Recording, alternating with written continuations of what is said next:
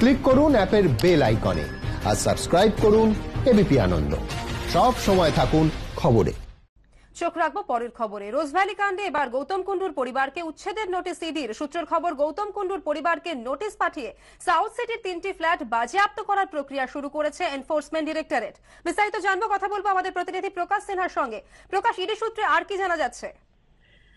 দেখো সঙ্গীতা, ইডির আধিকারিকরা যেটা জানাচ্ছেন, গৌতম কুণ্ডুর স্ত্রী তিনি তার পরিবারের সদস্যরা সাউথ সিটির 3টে ফ্ল্যাট, গৌতম কুণ্ডুর 3টে ফ্ল্যাট, সেই ফ্ল্যাটেই কিন্তু থাকেন।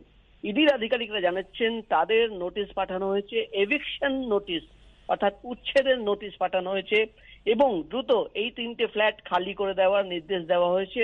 ইডির আধিকারিকরা জানাচ্ছেন গৌতম কুণ্ডু গ্রেফতার হওয়ার পর তার একাধিক সম্পত্তি অ্যাটাচ করা হয়েছিল, তার মধ্যে এই 3টে ফ্ল্যাট ছিল, কিন্তু তার সত্ত্বেও পরিবারের সদস্যরা, গৌতম কুণ্ডুর স্ত্রী শুভ্রা কুণ্ডু, তারা কিন্তু এই ফ্ল্যাটেই থাকতো।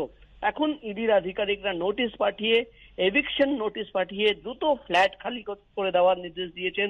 এবং যেটা ইডির আধিকারিকরা জানাচ্ছেন যে এই সাউথ সিটির 3টে ফ্ল্যাট বাইরেও গৌতম কুণ্ডুর একাধিক অফিস রয়েছে, সেই সমস্ত অফিস দখল নেওয়ার প্রক্রিয়া কিন্তু ইতিমধ্যেই ইডির অফিসাররা শুরু করে দিয়েছেন। তুমি জানো, ইডির স্পেশাল ডাইরেক্টর ট্রান্সফার হওয়ার পর সন্তোষ মানচেস্কর, তিনি নতুন অ্যাডিশনাল ডাইরেক্টর, তিনি দুদিন আগেই কলকাতার ইডি দপ্তরে যোগ দেন এবং তিনি প্রত্যেক তদন্তকারী অফিসারের সঙ্গে বৈঠক করেন।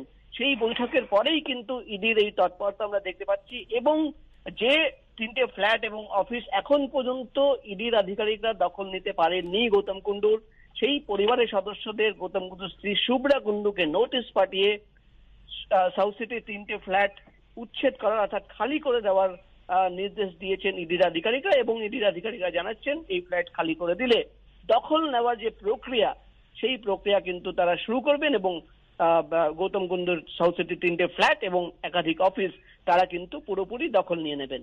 সঙ্গীতা, ধন্যবাদ প্রকাশ।